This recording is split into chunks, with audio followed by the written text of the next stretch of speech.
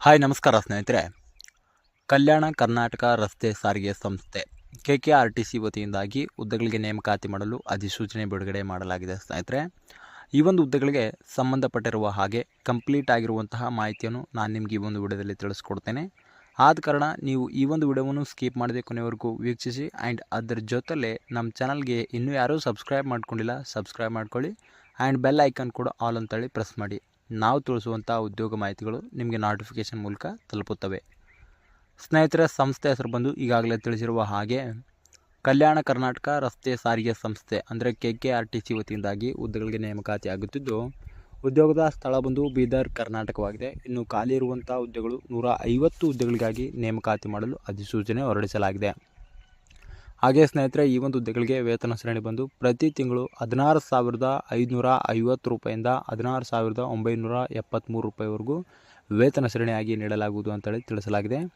ಇನ್ನು ಹುದ್ದೆಗಳ ವಿವರದ ಬಗ್ಗೆ ನೋಡೋದಾದರೆ ಚಾಲಕರು ಮತ್ತು ತಾಂತ್ರಿಕ ಸಹಾಯಕರು ಅಂತೇಳಿ 2 ವಿಧಗಳ ಹುದ್ದೆಗಳಿಗಾಗಿ ನೇಮಕಾತಿ ಆಗುತ್ತಿದೆ. ಸ್ನೇಹಿತರೆ, ಈ ಹುದ್ದೆಗೆ ಅರ್ಜಿ ಸಲ್ಲಿಸಲು ವಯೋಮಿತಿ ಕನಿಷ್ಠ 18 ವರ್ಷನ ಪೂರೈಸಿರಬೇಕು ಹಾಗೂ ಗರಿಷ್ಠ 35 ವರ್ಷನ ಮೀರಿರಬಾರದು ಅಂತೇಳಿ ತಿಳಿಸಲಾಗಿದೆ. ಇನ್ನು ಇಂಪಾರ್ಟೆಂಟ್ ಆಗಿ ಸೆಲೆಕ್ಷನ್ ಪ್ರೋಸೆಸ್ ಬಂದು ಮೊದಲಿಗೆ ಇಲ್ಲಿ ಮೆರಿಟ್ ಪಟ್ಟಿ ಮಾಡ್ತಾರೆ. ಅದಾದ ನಂತರ ಸಂದರ್ಶನದ ಮೂಲಕ ಆಯ್ಕೆ ಮಾಡಿಕೊಳ್ಳಲಾಗುವುದು ಅಂತೇಳಿ ತಿಳಿಸಲಾಗಿದೆ. ಇಲ್ಲಿ ಯಾವುದೇ ರೀತಿಯಾಗಿರ್ತಕ್ಕಂಥ ಪರೀಕ್ಷೆನ ನಿಗದಿಪಡಿಸಿಲ್ಲ.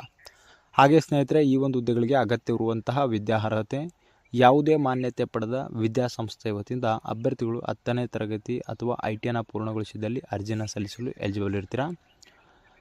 ಇನ್ನು ಈ ಒಂದು ಹುದ್ದೆಗಳಿಗೆ ಅಪ್ಲಿಕೇಶನ್ ಫೀ ಬಂದು ಯಾವುದೇ ರೀತಿಯಾಗಿರ್ತಕ್ಕಂಥ ಅಪ್ಲಿಕೇಶನ್ ಫೀ ಇರುವುದಿಲ್ಲ ಸ್ನೇಹಿತರೆ. ಫ್ರೀಯಾಗಿ ಅರ್ಜಿನ ಸಲ್ಲಿಸಬಹುದಾಗಿದೆ.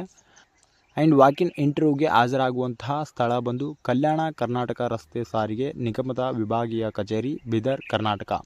ಈ ಒಂದು ಅಡ್ರೆಸ್ಗೆ ನೀವು ವಾಕಿನ್ ಇಂಟರ್ವ್ಯೂ ಮಾಡಬೇಕಾಗುತ್ತದೆ. ಇನ್ನು ಸಂದರ್ಶನದ ದಿನಾಂಕಗಳು ಚಾಲಕರು ಹುದ್ದೆಗಳಿಗೆ 2ರಿಂದ 4 ಡಿಸೆಂಬರ್ 2024 ನಿಮಗೆ ಸಂದರ್ಶನ ನಡೆಯುತ್ತದೆ. ಇನ್ನು ತಾಂತ್ರಿಕ ಸಹಾಯಕರು ಹುದ್ದೆಗಳಿಗೆ 6ರಿಂದ 7 ಡಿಸೆಂಬರ್ 2024 ಸಂದರ್ಶನ ನಡೆಯಲಾಗುವುದು ಅಂತೇಳಿ ತಿಳಿಸಲಾಗಿದೆ.